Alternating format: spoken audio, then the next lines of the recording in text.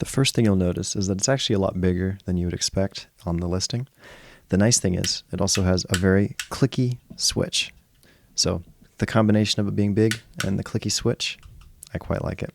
If we look on the inside, it's very easy to remove. There's just 2 screws. Obviously it comes with the screws, but I removed them beforehand. As you can see, all you're going to be doing is taking these 2 screws up, pulling this up, and doing the same with these 2 right here. I'll use the screwdriver to show you. So these 2 right here, and these 2 right here.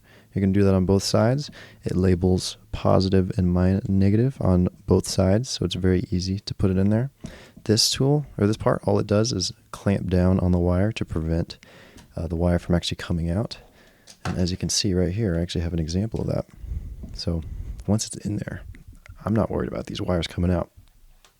The other nice thing is, since it is very big and very clicky, it's very easy to find it on the actual wire. So if we come up here real quick, as you can see, it works perfectly.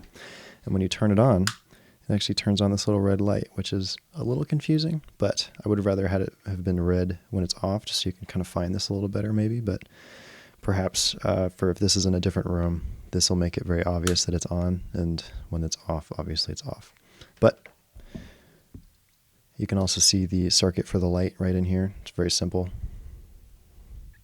Overall, I totally recommend these. Comes in a pack of 2, very inexpensive, very easy to install, and just comically big.